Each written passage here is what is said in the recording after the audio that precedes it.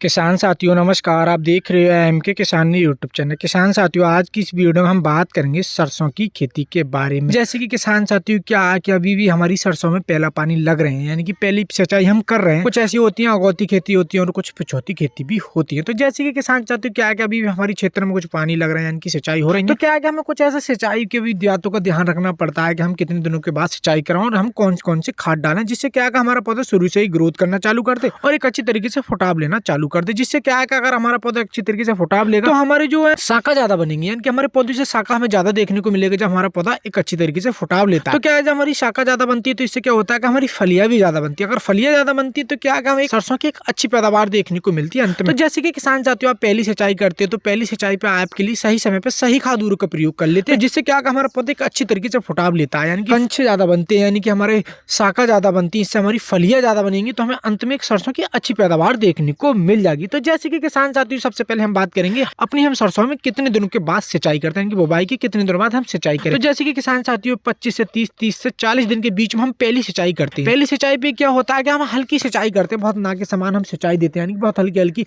अगर ऐसा भी होता है जैसे कि हमारी कहीं भराव रह जाता है हम उस पानी की निकासी भी कर लेते हैं। अगर पानी की निकासी नहीं करते तो क्या हमारी जल गड़ने की वो आती है, यानी कि जल गरण हो जाती है, हमारी सरसों के पौधों की जल गड़ने लगती है। इससे क्या होता है कि हमारे पौधे सूखने लगते तो इससे हमें नुकसान देखने को मिलता है। तो जैसे कि आपके खेत में जल भराव रह जाए तो आप पहले उसकी निकासी कर लें, उसके बाद में आप खाद उर्वरक का प्रयोग करें। तो जैसे कि किसान साथियों हमें कौन कौन से ऐसे खाद उर्वरक का प्रयोग करना चाहिए। तो जैसे कि किसान साथियों सबसे पहले हम नाइट्रो यूरिया खाद के ले लेते हैं 35 से 40 किलो प्रति एकड़ के हिसाब से हम नाइट्रो यूरिया खाद का प्रयोग कर लेते हैं। और इसके साथ में कुछ ऐसे खाद उर्वरक और होते हैं हमें उसको भी प्रयोग करना चाहिए, जैसे कि हमारी इप्पो कंपनी की सागरिका आती है दानेदार, उसको भी हमें 10 किलो प्रति एकड़ के हिसाब से हमें प्रयोग करना चाहिए। 10 किलो प्रति एकड़ के हिसाब से ले सकते हैं या 8 किलो प्रति एकड़ के हिसाब से प्रयोग कर सकते हैं। और इसके साथ में हमें एक और प्रयोग करना चाहिए, जैसे कि हमें जिंक सल्फेट का भी प्रयोग करना चाहिए। जैसे कि हमारे पौधे पीले पड़ते तो इससे क्या होता है कि हमारे पौधे पीला पड़ना रुक जाते हैं। जैसे सिंचाई के बाद क्या होता है हमारे पौधे पीले पड़ते हैं तो हमें जिंक सल्फेट का भी प्रयोग करना चाहिए। 4 केजी से 5 केजी प्रति एकड़ के हिसाब से हमें जिंक सल्फेट का भी प्रयोग करना चाहिए। और हम सागरिका का क्यों प्रयोग करते हैं, जैसे कि समुद्री शैवालों से बन गई हमारी तैयार होती है, एक हमारी पोषक तत्व की जो कमी होती है हमारे पौधे के लिए पोषक तत्व की पूर्ति करती है। इसलिए हम क्या होता है कि हमारा पौधा एकदम फुटाव लेना चालू कर देता है। जैसे कि हम पोषक तत्व की अगर कोई भी कमी अगर हम सागरिका का प्रयोग कर लेते तो इससे हमारे पौधे के लिए